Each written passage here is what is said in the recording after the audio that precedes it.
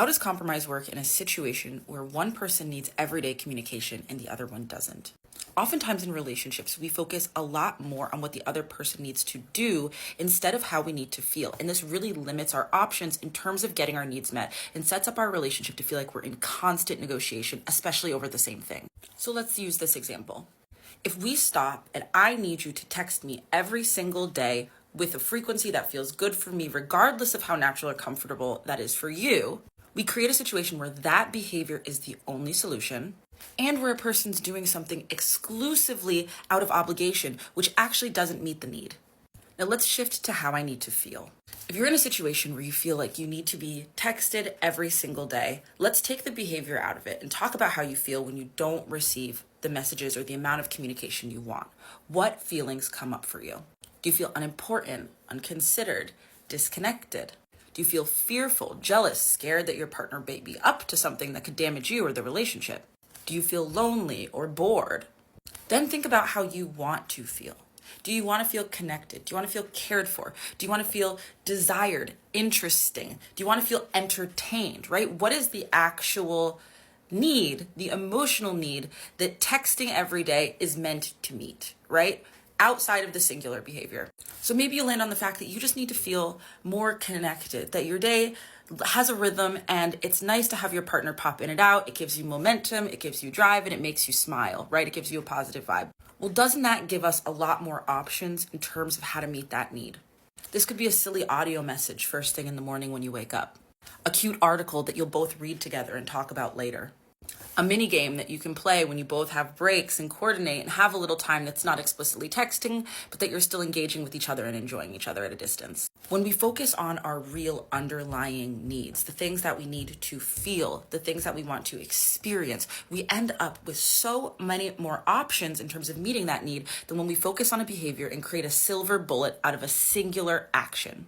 This also allows our partners, friends, and family members to meet our needs in a way that feels authentic. So instead of doing something out of obligation, they're able to do it from a place that feels autonomous for them too, a place of genuine generosity, so that they can actually enjoy meeting your needs instead of just feeling like a hostage. Compromise is really just creative problem solving. The problem isn't a partner's unwillingness to text or a partner's need for more communication.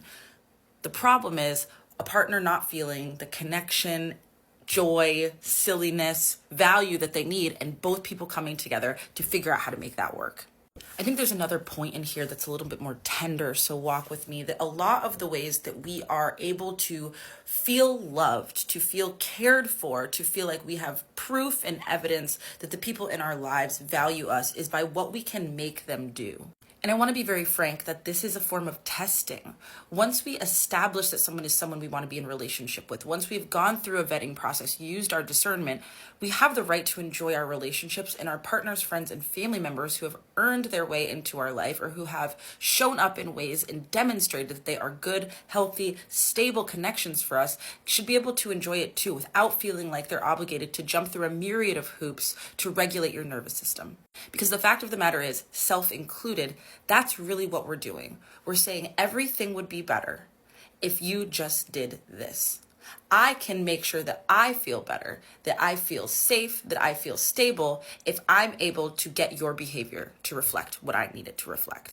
And the fact of the matter is, using other people to regulate our nervous systems is objectification, right? It's bypassing important work of figuring out what our actual needs are and conveying them to our partner and allowing them to meet them.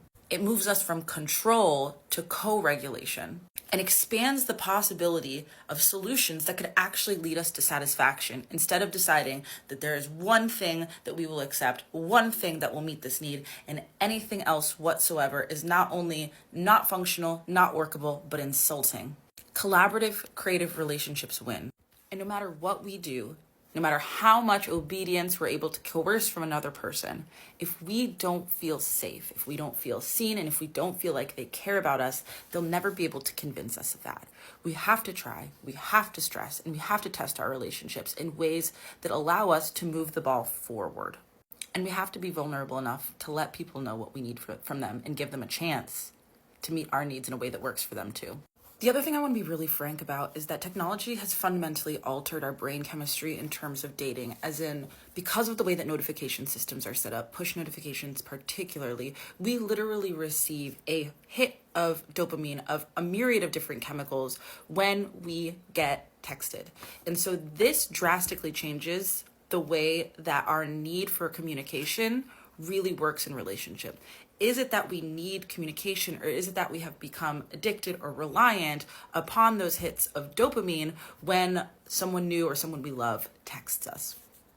This is a conversation for another time, but I think it's really important to consider as well.